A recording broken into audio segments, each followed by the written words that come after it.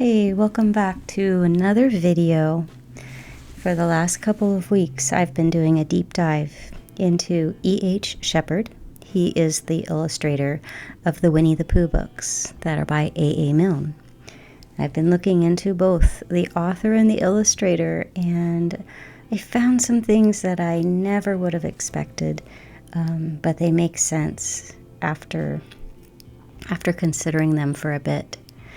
So here's what I like to do sometimes. I like to make a copy of somebody else's work to see how they've made their lines, how they've laid down the color, and I learn so much by making a copy, far, far more than I would ever learn by just looking at their artwork, because you notice things when you are trying to replicate it. So in today's video, we're going to watch me making the copy, and then I'm going to make a pastiche. That is an imitation, but with my own source material. And at the very end, I'm going to show you the materials that I was using. So like this dip pen and the book that I was looking at, I will show you all of that at the very end of the video. So in the meantime, I want to tell you a little bit about the author and the illustrator. And I wanted to start with the author, A.A. Milne.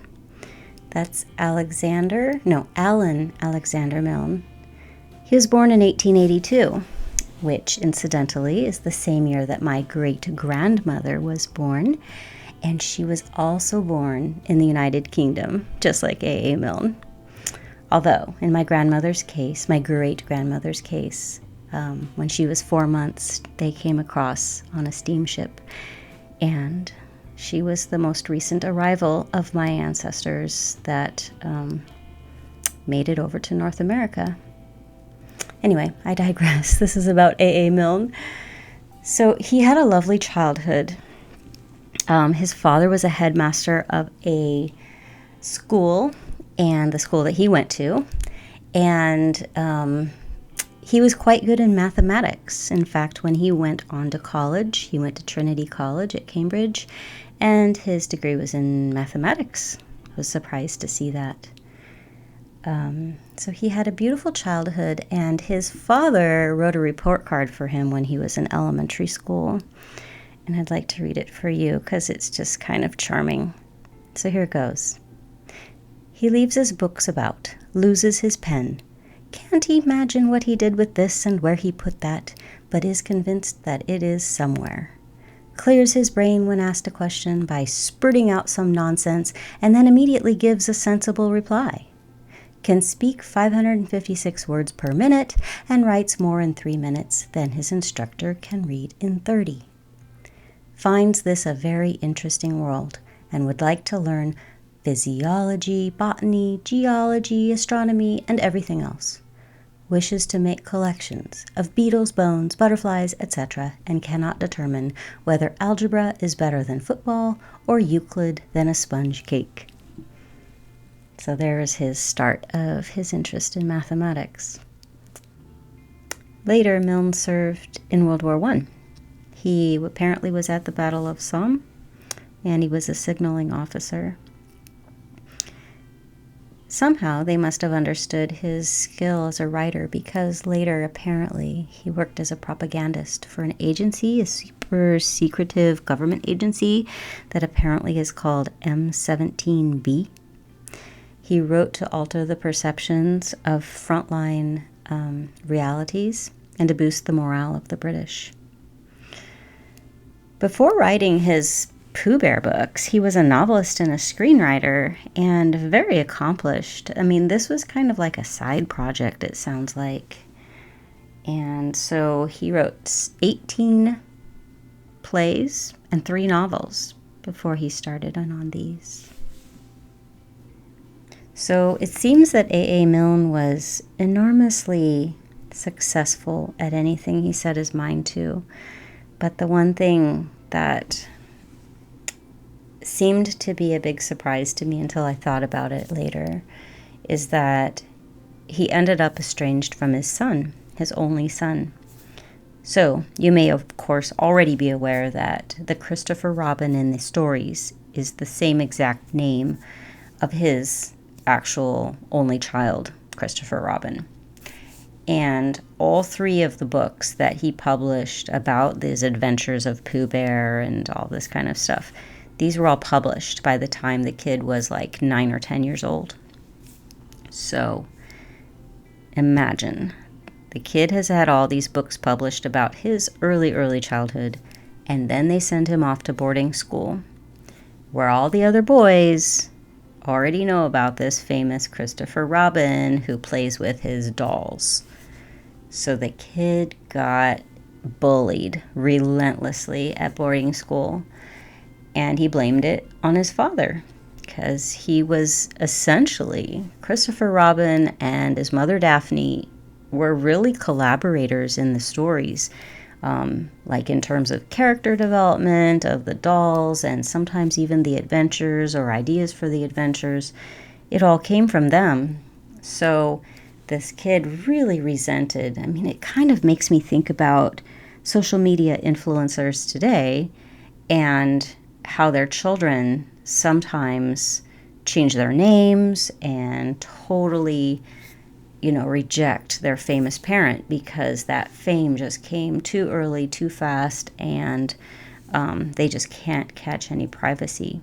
Well, this might have been the first instance of that, because those books became enormously popular when Christopher Robin was really young, and so enough so that he got bullied terribly when he got to school. So, kind of sad. Now, E.H. Shepard, the illustrator, has some tragedy in his life, but of a totally different sort.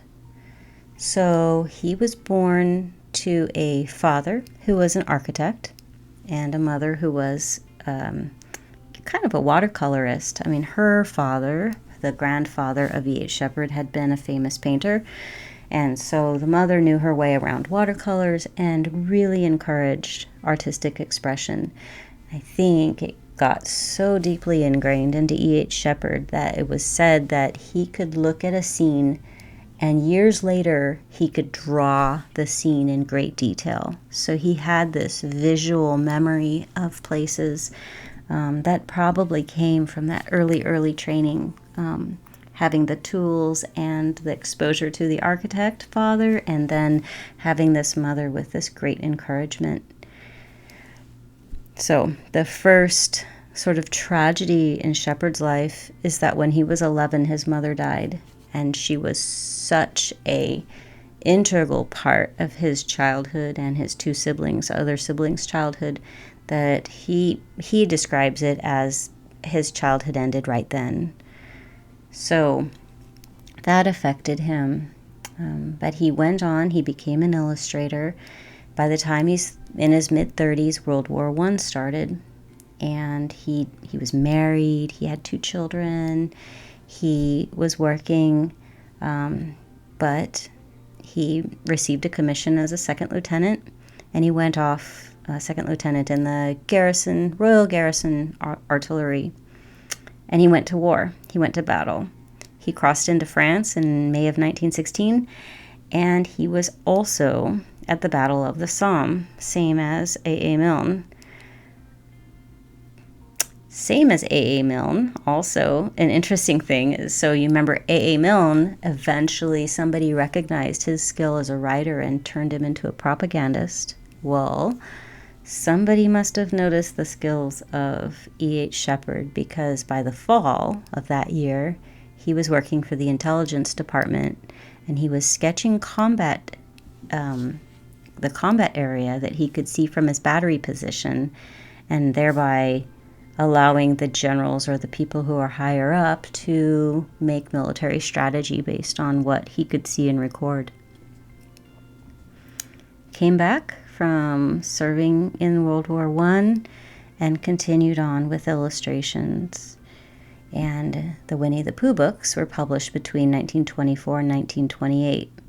And it looks like, by all accounts, that he had such a beautiful relationship with the author, with A.A. Milne, so much so that Milne offered Shepard a cut of the royalties in addition to his base fee for illustrating the Winnie-the-Pooh books. The Winnie-the-Pooh, Now We Are Six, and The House at Pooh Corner. All those 3 books, he has a cut of the royalties, which is almost unheard of even today.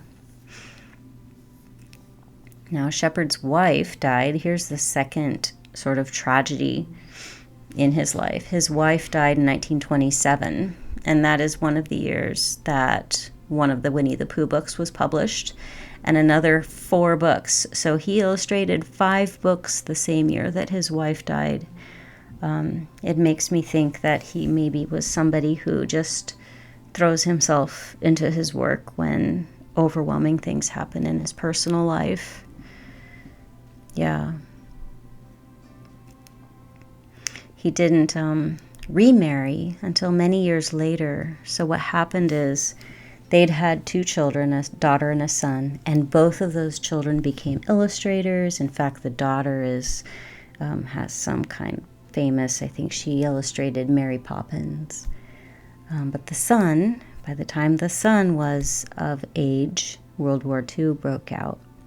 And so he was on a ship that had been sunk by a German submarine in 1943. And it's very interesting. You can just read sometimes in Wikipedia or in other sources, you can read these timelines and then you think, there is more to the story here. So the son died in October of 1943, and in November of 1943, Shepard married his second wife and stayed with her until he died. And he was 96 when he died, so he stayed with her a long time. But sometimes it makes you think, oh, was that the catalyst that made him feel life is short, I'd better marry this woman that perhaps he'd been with for some years, because who knows what will happen, right when his son has died. Nothing is written about it. I'm just kind of pontificating because, when you read historical things, you just think, I think one thing has an effect on the other, right? So that's Shepard's life. So I think it's quite interesting, these 2 men. They are both enormously skilled, but their tragedies or their hardships in life were quite different types of things.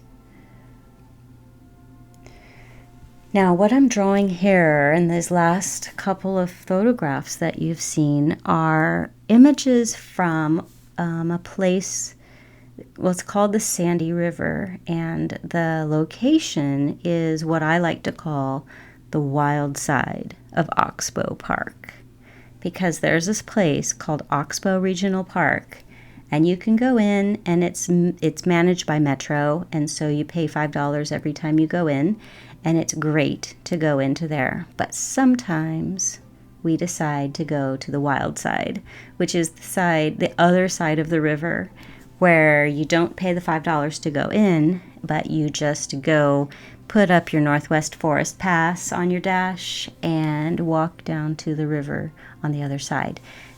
I like to call it the wild side because we found a deer carcass once when we were out there. In early spring, we find lots and lots of fresh nettle. So anyway, these images are from an early spring hike on the wild side of Oxbow, and I thought they would be really good ones for testing out some mark making, some different kinds of marks that I can make with this nib pen.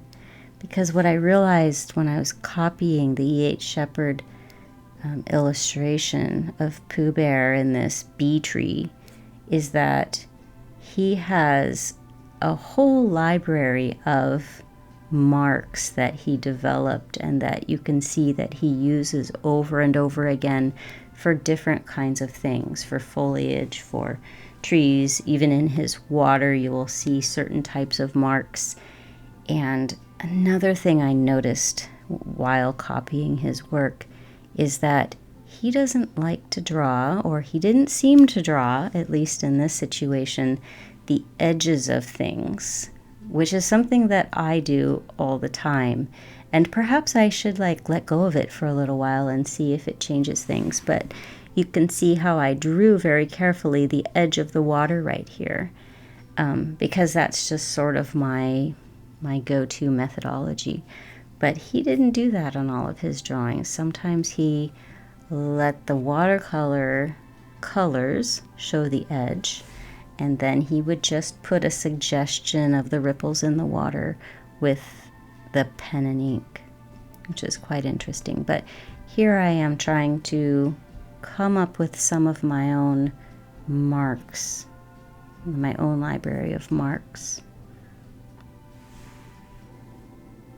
And I decided on this picture to just push them right up against one another, but to allow the values in the picture to be my border, my separation. So I made the bits behind the tree quite dark, and I thought I'll try doing it by cross-hatching. So cross-hatch one way, cross-hatch the other, and then lines that go vertically as the third cross-hatch to get it nice and dark. This ink that I'm using doesn't dry super fast, and I think there's some other inks that I can buy that'll dry faster, but I have to be quite careful, because if I smudge the ink, I think, as you might have seen a little bit earlier in the video, there's a place where I got a drop of ink, and it's another one of those realizations that when you're working with a regular pen, you never have a drop of ink, but when you're working with a nib pen, it's possible to have a smudge or a drop of ink or any other kind of mistake that you can't really do anything about, or at least I haven't learned how to do anything about it yet. So I really like how I do this lower one, much more than the first one that I did, the upper picture, because I was a lot more light-handed with the color. And so I left a bit of the white of the paper through to shine through. And I used just the cyan blue for the water. I think I added a little bit of the other blue, the Payne's gray, but it wasn't my initial color. Yeah, here I come in with the Payne's gray. And especially along the edge of the water, I did that, which turned out quite nice, actually. But starting in with the cyan and letting some of the lighter values in the water shine through with the cyan blue, which is a lighter blue, that worked out quite well. And so if I was to go in again on the upper image of my Wild Side of Oxbow, I might try a different way with the colors of the water.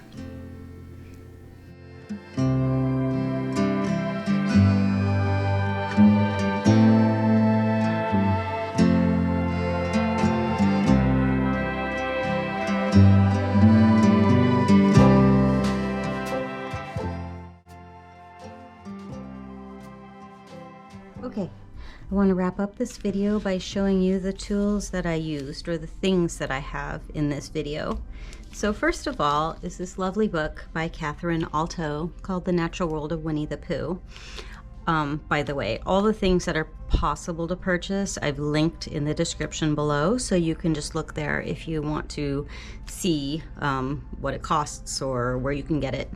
This is a lovely book because she goes through and talks about the actual places that were an inspiration for these images.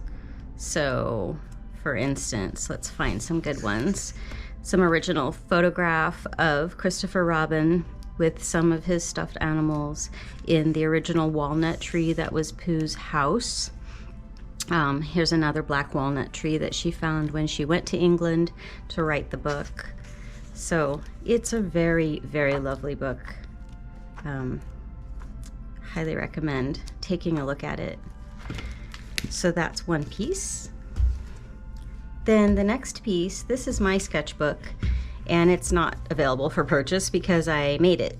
I stitched this together using the Coptic binding, and I used some 140-pound Fabriano Artistico watercolor paper. So I just put in 4 signatures, and I'm getting down to the 4th one, so it might be time to make a new one. But yeah, it holds the water pretty well. It holds the ink. I don't see any bleeding through of any kind. And I like how it folds down flat with the stitch binding. The downside is perhaps that not every page can be a 2-page spread like this one. That's why I skipped this, because I knew that I might like to use this one for a 2-page spread. So here I have these little vignettes that don't really need the 2-page spread. They're fine with the binding showing up in the middle. So that's what I use for sketchbook. And then as for colors, these are the 5 colors. This is my little paper mache bowl that I made, and then some of the things that I find when we go for walks and hikes. So what I have here are 3 M.Graham colors. We have Pyrrol Red by M.Graham, Ivory Black, M.Graham, and Cerulean Blue, M.Graham. What I like about M.Graham colors is they are a professional watercolor paint, just like the other professional paints. These are made in Oregon, and I have a special love for that because that's where I am. And they use honey as their base. So these are forever sort of soft. When you squeeze it out, it's soft, and then it stays on your palette a little bit soft and juicy. It doesn't really get fully hard like other paints that don't have a honey base. So those are the M.Grahams. And then Winsor & Newton is the other brand that I often buy from. And so this is Payne's Gray. And I think what I liked about this, oh no, this is a 3-pigment, PB15, something BK6, and PV19. So usually I like to try to find single pigment paints, but this is 3 pigments, and I guess it's just fine. I do love the color, Payne's Gray. And this is Quinacridone Gold, Winsor & Newton. And this one's also 3 pigments. They can't make this into single pigment anymore because they don't have the colors. So those are the colors that I used in this. And then we have the Tachikawa dip pen or nib pen. And I like the feeling of the squishy material here. Maybe it's rubber. And these nibs just come in and out, and they have this semicircular form. And these are compatible. The G pen that says pen, and it's either, I think it's katakana. This is Japanese writing, and then these are kanji that I can't read. Anyway, this is a little box of 10 of these.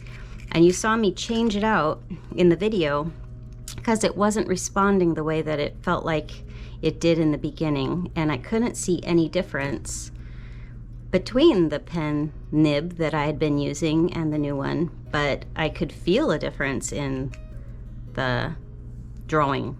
So that's my learning about those kinds of things. I use a Robert Simmons E85 round expression brush in a size 12.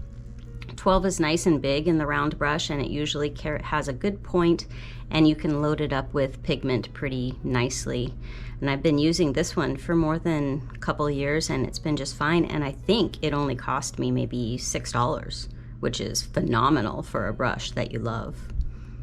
And then finally, the ink that I'm using is a Winsor & Newton calligraphy ink in matte black.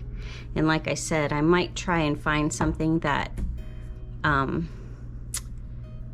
that will dry faster than this one, and this one also dries a little bit less black than I think I would like. I would like it to stay a big vibrant black, so I might test out some different ones, but this has been fine for my first pass at working on this.